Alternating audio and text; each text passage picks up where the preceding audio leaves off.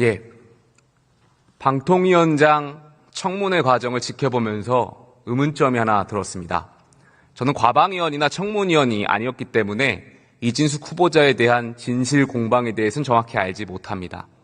다만 언론을 통해서 확인한 바로는 법인카드 의혹이 대두되고 있는 것 같습니다.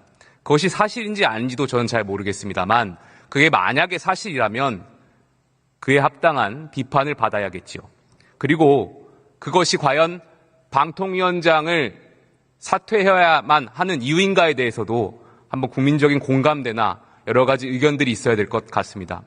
그것까지는 저도 잘 모르겠습니다.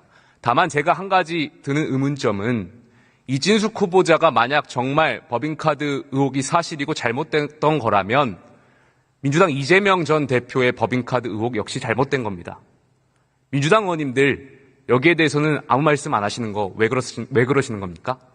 똑같이 법인카드 유용 의혹이 있다면 이재명 전 대표도 지금 전당대회 후보직 같은 잣대라면 사퇴하셔야 되는 거 아닙니까? 김혜경 여사에 대한 법인카드 의혹 검찰에서 구형했습니다.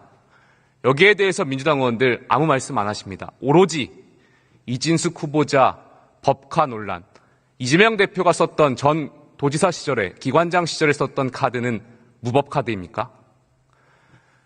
저는 민주당의 최근의 행태에 대해서 굉장히 정치권의 한 사람으로서 안타까운 마음을 가지고 있습니다. 물론 윤석열 정부에 대한 비판할 수 있습니다.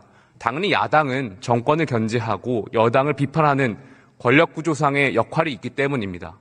그런데 우리 정치가 자정작용 있게 되려면 민주당에서 보여주고 있는 최근의 행태들에 대해서 민주당의 의원들은 민주당에 대해서 그리고 이재명 전 대표에 대해서 가감없이 비판하셨어야 합니다. 그런데 숨고 있는 거 아니겠습니까? 아마 이런 식의 논리라면 민주당 대표, 민주당 의원님들 저한테 똑같이 물으실 겁니다. 당신은 윤석열 정부에 대해서 비판하느냐? 저는 윤석열 정부, 윤석열 대통령에 대해서도 비판합니다. 김건희 여사에 대해서도 비판합니다. 민주당 의원들, 이재명 전 대표에 대해서 비판하시는 의원들 있습니까? 이재명 대표한테 줄 서서 공천받고 이번에 배지 다신 거 아니겠습니까? 저는 경선 통과해서 올라왔습니다. 제가 생각하는 보수정당 그리고 보수주의에 대해서 그리고 국가에 대해서 나라가 살아갈 길에 대해서 생각하고 때론 비판도 해왔습니다. 저는 그게 다양성이 존중받는 자유민주주의의 한 방법이라고 생각되고요. 그것이 대한민국 자유정당, 자유민주주의 정당에 나아가야 할 길이라고 생각합니다. 그런데 최근 이 교육방송공사법을 포함해 민주당 전반적인 상황이 어떻습니까?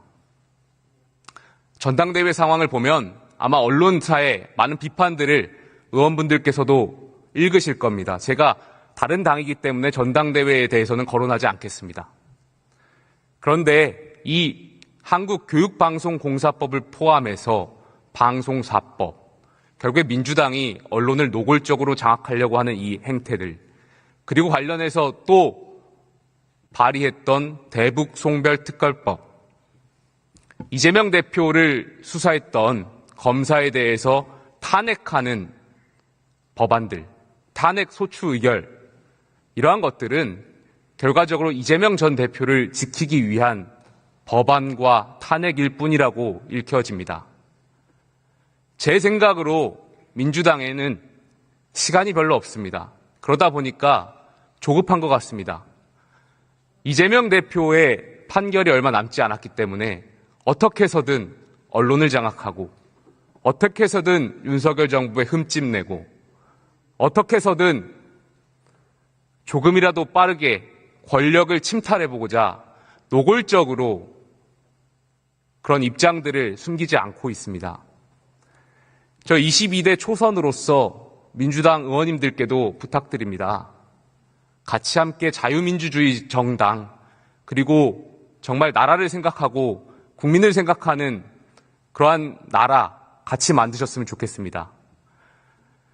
오늘 제가 준비한 한국교육방송공사법 관련해서 무제한 토론 준비 자료를 한번 말씀드리겠습니다. 남녀노소 모든 국민의